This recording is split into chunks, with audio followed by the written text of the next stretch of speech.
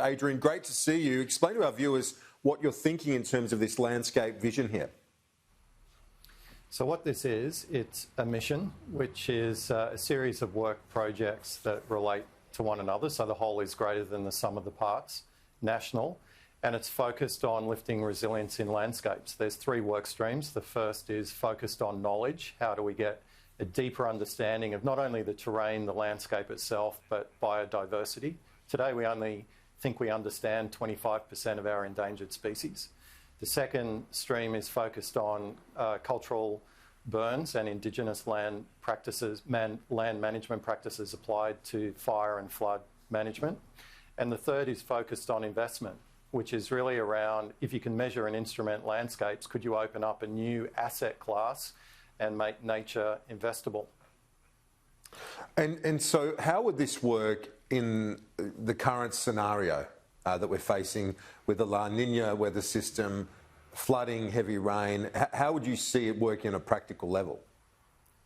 So at a practical level, we want to understand our terrain better. We want to build knowledge around past flooding events, and we want to build a nationally consistent understanding of the assets that we want to protect. That doesn't exist today. And then we want to be able to model and predict, whether this is true of floods as well as fires, so that we can get ahead in terms of time and space, and where necessary, evacuate people that are in harm's way. And then we want to be able to invest in the landscape. So reforestation, for example, is shown over a 25-year period to be able to increase the absorbing capability of the earth and decrease water runoff by 10 or 15%. And you touched on the Indigenous knowledge, basically, you know, our First Peoples, the burning that's been done for millennia, and being able to manage effectively the terrain. How does that feed into your planning as well? We've partnered with Minderoo Nation. We're focused on 3 regions up in the Hunter Valley, and initially the focus is on cultural burns and building an evidence base.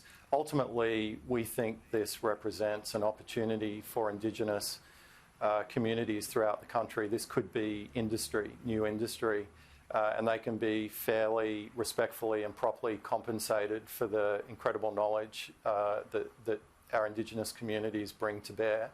But our Indigenous communities are also incredibly good at managing and storing water in landscapes and understanding how different types of vegetation can help both direct and absorb heavy rainfall.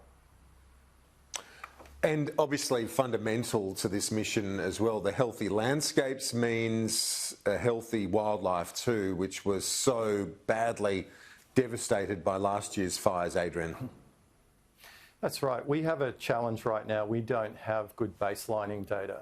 So for us to be able to know the true extent of the damage and to be able to measure interventions to allow our landscapes to actually bounce back more strongly, we need to be able to measure more effectively. And we think that's going to be a combination of new technology, new low Earth orbit satellite technology, planes flying under clouds with new kinds of sensors, LiDAR, hyperspectral, as well as drones, as well as on-the-ground sensors. And if we can get that right, there's a group in Australia called Accounting for Nature that's building accounting standards for natural assets. We could unlock new economic models, social impact bonds, green bonds, that can change the economics of active land management. And as you reflect on how different things are today to 12 months ago when you nearly lost your life in a fire in the Southern Highlands, trying to fight the fire with your family, give us a sense of how vastly different the challenge is today, and also for your foundation, but quite aptly named Fire and Flood Resilience Initiative. That's right. I mean, 12 months ago, we were in the middle of drought, a dry spell. What contributed to the intense heat of those fires that ended up creating their own weather systems in many cases was the dense fuel load. So again, landscapes and active land management plays a critical role in fires. One of our partners is the Royal Botanic Gardens of Sydney, And this morning I was talking with the CEO, and she was reflecting that actually today up in the Blue Mountains, they have a corridor where they plant and care for endangered species. And she said it went up. Exactly a year ago today it was on fire, and the team was reflecting as well. Just the difference now, they're contending with floods, they're moving cattle and animals to high ground dealing with floods. It's quite extraordinary. But a lot of what we're doing across both our Fire Shield mission that we launched and announced previously, and we're making very strong progress against, and this Healthy Landscapes mission, there's a lot of commonality in instrumenting physical environments and landscapes and applying machine learning, artificial intelligence to prediction. Adrian Turner, CEO of the Minderoo Foundation Fire and Flood Resilience Initiative. Appreciate it, Adrian. Thanks. Thanks, Gary.